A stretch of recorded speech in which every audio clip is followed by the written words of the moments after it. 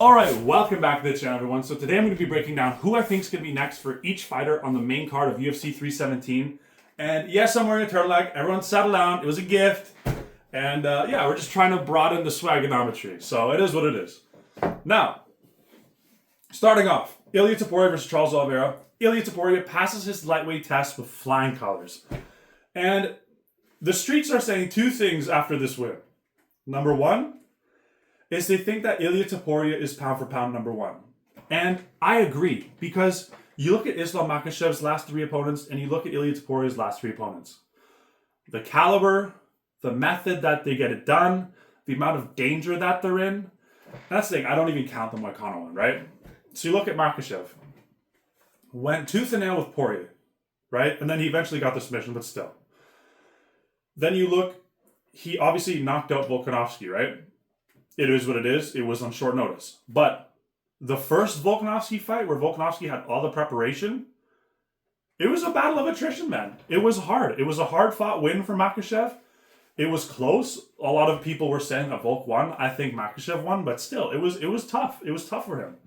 And you look at Topuria, cutting through his competition like a hot knife through butter, in very minimal damage, right?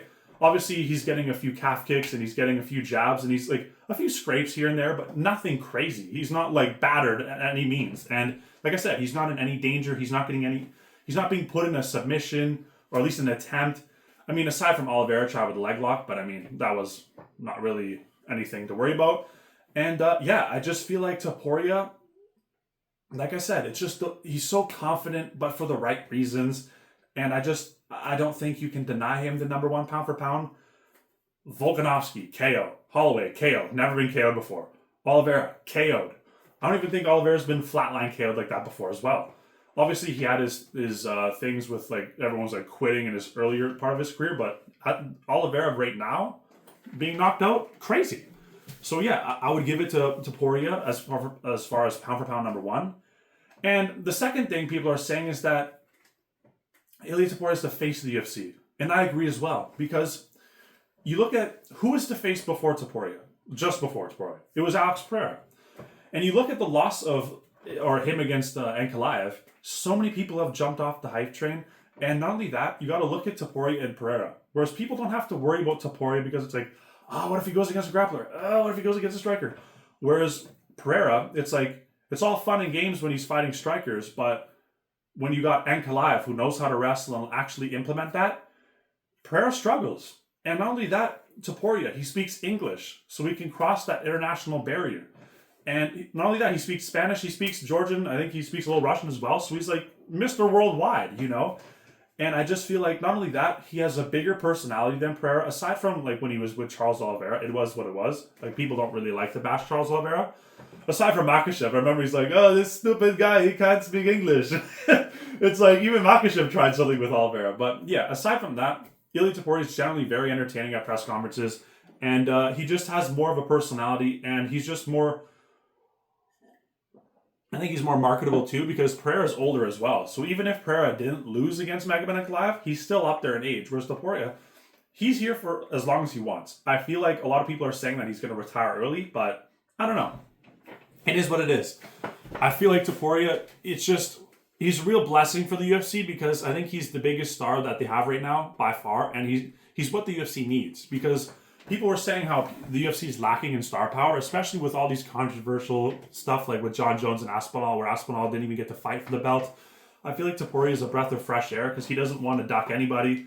Obviously, people were saying that he's running away from 145, but you know what I mean? Like, come on. But yeah, as far as who I think he should be fighting next, I believe Ilia Topurias should be fighting, because people are saying, oh, well, do Makhachev. Obviously, Makhachev has his business at 170. And then people are saying, oh, well, Paddy went in the cage. Do Paddy. I disagree as well. I feel like Paddy would get knocked out in the first round as well. I feel like Paddy, he needs to prove himself in the top 5 before he gets a title shot. Like, where's the... I miss the old days where it's like, okay, you get to the top 15, you win. You fight in the top 10, then you fight in the top 5, and then boom. You know, like, why can't we have more of a linear approach than that? But yeah, I don't think it should be Paddy either. I feel like Ilia Topurias should be fighting Arman Tsarukyan, and I said this in my previous video. I feel like Ilia Topurias and Arman Tsarukyan should fight on the co-main spot of Islam Makhachev and Jack Della Maddalena. I feel like that's the best case scenario because you can build up a storyline with Makhachev and Topuria, and not only that, you add Paddy Pimblett versus Gaethje on that card as well. But yeah, so yeah, I think it should be Arman Tsarukyan versus Ilia Topuria. I feel like that's the no-brainer. I get Dana White's all upset with Arman, but give it a rest, man. Like, and that's the thing too. I'd like to see Ilia Topuria more active. Not that he's inactive, but I'd like to see him more around because that's the thing. He doesn't have to cut that extra 10 pounds. And I get it's no easy walk in the park to cut to 155 as well, but still. So yeah, I'd like to see Ilia Topuria come back by the end of this year. I think they're trying to do the MSG card. So yeah, Ilia Topuria versus Arman Tsarukyan. If not, I don't know, because I really just don't think anyone else deserves it as much as Arman Tsarukyan. And yeah, as far as Charles Oliveira though, obviously he needs to take some time off. And once he wants to come back, I think he's probably going to be out for a good 6 months before he's allowed to even think about booking another fight, because I think that's the knockout rule. I'd like to see Oliveira, that's the thing, if he wants to keep fighting, which I believe he will, I don't want to see him against a nuclear power puncher. I don't want to see him get dropped and all that. Call me crazy, but I feel like I'd like to see Oliveira come back against Mateusz Gamrot. I feel like having a good grappling match. Mateusz Gamrot is not exactly Mike Tyson on the feet.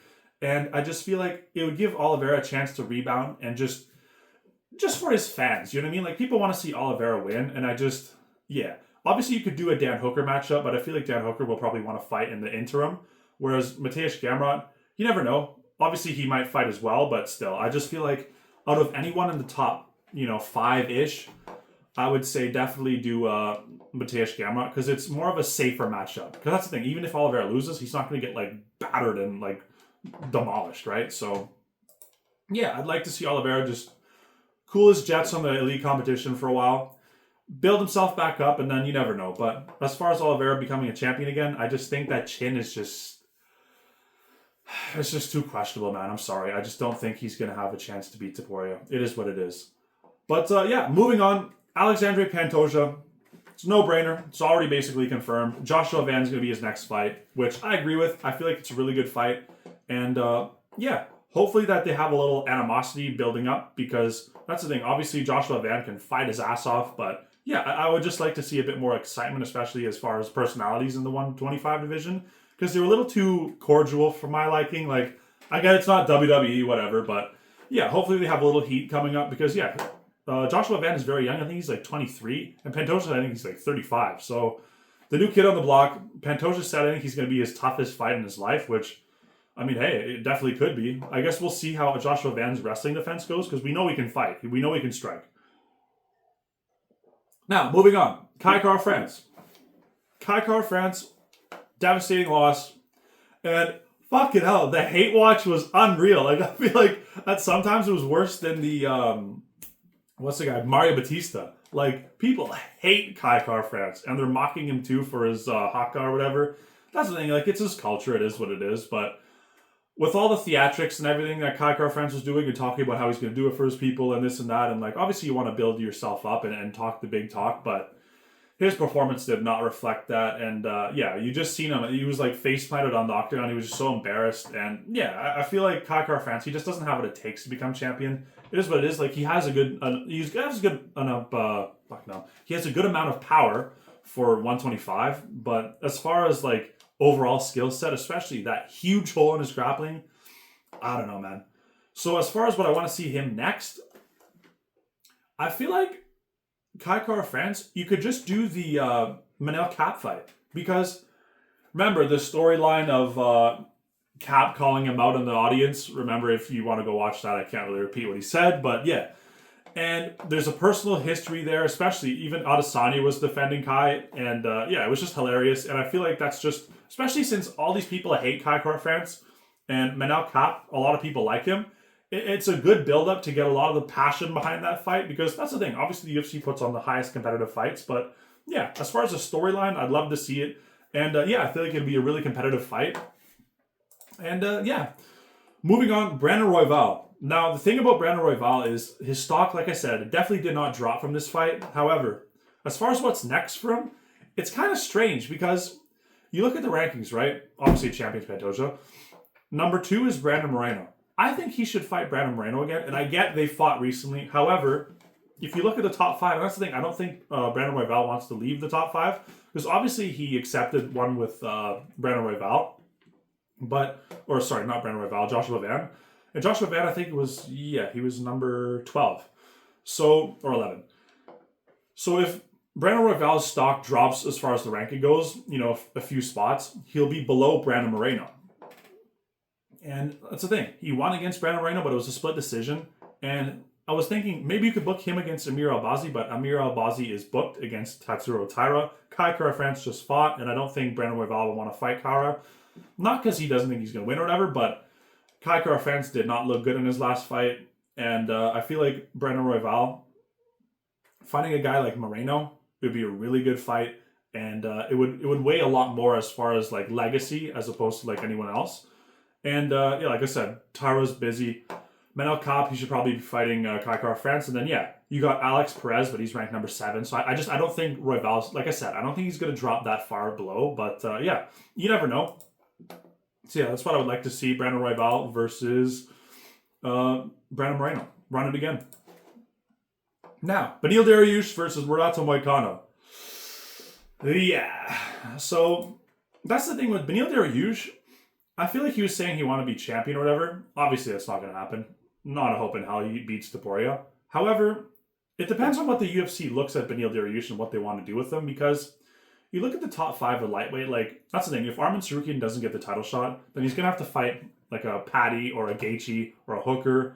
Whereas, let's say, for example, they don't give Arman Tsarukyan the next title shot, and let's say they're going to book Arman Tsarukyan versus Dan Hooker, right? And then they'll do the Paddy Gaethje. I just don't know where Dariush fits into all this, because that's the thing. Obviously, I don't think Beneil Dariush would want to fight downward in the rankings because he's won. But if Beneil Dariush wants to get a big, or not big name, but bigger name opponent, and is fighting downward, he could fight Chandler. And that's the thing. I don't think the UFC was really thrilled with Beneil Dariush's performance. Same with Moicano. So I feel like if they're going to bring Beneil upwards, I mean, obviously they can rerun the Mateusz Gamrot fight. That's a possibility. They could do him versus Hooker, but I feel like they'd want to have Dan Hooker fight someone with a higher profile. So I feel like Beneil Dariush, if they want to go up, Mateusz Gamrot. If they want to go down, then maybe a Michael Chandler or a Grant Dawson or someone like that. But it just depends on what the UFC wants to do with them, because if they want to use them to build up someone else's name, by all means. But if they want to push him towards, the top 5, then I feel like Gamrot's probably the right choice. And as far as Manny Moicano, he did not look great at all either. And I feel like you look at underneath Moicano, so you got Michael Chandler, so you could also do that as a Michael Chandler matchup, because Renato Moicano, he likes to talk the talk. And Michael Chandler, as much as he is a wrestler, he's not the greatest anymore at it. He's definitely slowed down. And I feel like you could have like a bigger kind of build up with Renato Moicano and Michael Chandler. That would be a semi-decent fight, I guess, especially considering both of their ages. But I feel like Michael Chandler might get the one done, especially showing how Renato Moicano has a huge hole in the takedown defense. But it all depends if Michael Chandler's cardio can hold up, because that's the thing. He didn't look great against Paddy, but at least he was able to get to the 3rd round. You know what I'm saying? So, it is what it is. And, So Beneil Dariush, if he wants to go up, Gamrot rematch, and then if they want to build a name off of him, then you can even do like Fiziev if he wants to stay at 155. You can do Dariush for Fiziev, or Dariush versus Chandler, and then Moicano, you can do him versus Chandler as well. Or if you want to go down with Moicano, that's the thing. Joel Alvarez just moved up, so you can do a Grant Dawson versus Moicano, but not too concerned about either one of those guys, because I don't see top 5 in their future. But moving on, Payne Talbot, he called out Adrian Yanez, and I agree, that fight would be amazing. And just like I said, I wanted to see Payne Talbot in his next fight against a striker, so we can get a real highlight finish. Obviously, it's not a guarantee, but he showed definite improvements in his grappling, so let's have him fight a striker next, and maybe he can use some offensive grappling as well. You never know. And I'd like to see that Adrian Yanez fight make sense. And then hopefully when he wins that, obviously if he wins that, he can get into the rankings in the top 15. And that's about it. That's all I got. Thank you so much for watching. Like and subscribe, and we'll see you guys on the next one. Peace.